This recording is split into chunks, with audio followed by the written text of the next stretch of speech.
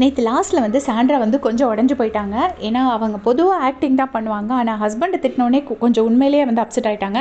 அந்த விஷயம் மட்டும்தான் அவங்கள அடிச்சுது. ஸோ எனக்கு நேற்று வந்து சாண்ட்ராவோட ரியல் வீக்னஸ் என்ன அப்படிங்கிறது தெரிஞ்சுது. பிரஜனை டச் பண்ணால் மட்டும்தான் அவங்களுக்கு வந்து அப்செட் ஆகுது. அவங்கள என்ன சொன்னாலும் அவங்க கண்டுக்கிறதா ரெடியாக இல்லை. அவங்க பாட்டு கேம் இறங்கி விளையாடுறாங்க. நேற்று லாஸ்ட்டில் வந்துட்டு சொல்லிட்டு இருப்பாங்க, அது பிரஜன் இப்படி நான் சொல்லியிருந்தேன், வார்த்தையை விடாதடா, நிறைய பேர் ஷோ பார்த்துட்ருக்காங்க, இது வீடு இல்லை, இது டிவி ஷோ, வார்த்தையை விடாதன்னு சொல்லியிருப்பேன் அப்படின்னு சொல்லியிருப்பாங்க. யாருக்கு பால் ஊற்ற போகிறான், அதுக்கப்புறம் பைத்தியம், விக்ரமை பார்த்துட்டு பைத்தியம், அப்புறம் நீங்கள் என்ன லிமிட்டடுன்னு நினச்சேன், நீங்கள் அன்லிமிட்டடுன்னு நினச்சேன், நீங்கள் லிமிட்டடா அப்படின்னு சொல்லியிருப்பாங்க.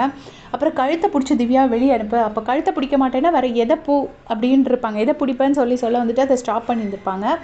இன்னும் இதை மாதிரி சாண்ட்ரா உதிர்த்த பொன்மொழிகள்னு சொன்னால் சொல்லிகிட்டே போகலாம், நிறைய சொல்லியிருப்பாங்க.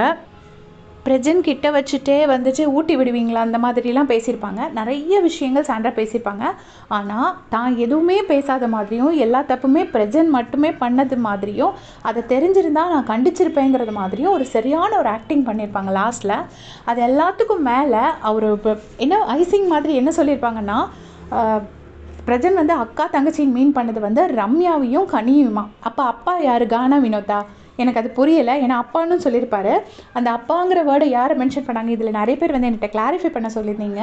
இது யாருக்கு பால் ஊற்ற போகிறான் அப்படின்னு சொல்லிட்டு, அப்பா அம்மாவுக்கு பால் ஊற்ற போகிறான்னு அவர் சொல்லலை.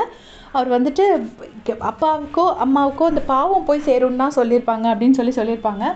பாவம் போய் சேரும்னாலும் அது தப்பு தானேங்க. பால் ஊற்றுறதுனாலும் தப்பு, பாவம் போய் சேரும்னாலும் தப்பு தானே. அக்காவுக்கு பாவம் பிடிக்கும், தங்கச்சிக்கு பாவம் பிடிக்கும்னு சொன்னாலும் அது தப்பு தானே. அதை விஜய் சொன்னது வந்து அந்த இடத்துல ஒரு சின்ன கன்ஃபியூஷன் வந்துருச்சு.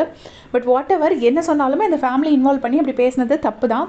அதை சொன்னதுக்கு வந்துட்டு சாண்ட்ரா வந்துட்டு சொல்கிறாங்க, அது வந்து ரம்யான் கனினா. அப்போ அப்பாங்கிற வேர்ட் மென்ஷன் பண்ணியிருப்பாங்களா? அந்த அப்பாங்கிறது யாரை சொன்னாங்க? கானா வினோத்தையா, அமித்தையா, இல்லைனா விக்ரமியா, யாரை சொன்னாங்கன்னு கொஞ்சம் கிளாரிஃபிகேஷன் சாண்ட்ரா கொடுத்தாங்கன்னா கரெக்டாக இருக்கும்னு நினைக்கிறேன். உங்களுடைய கமெண்ட் சொல்லுங்கள்.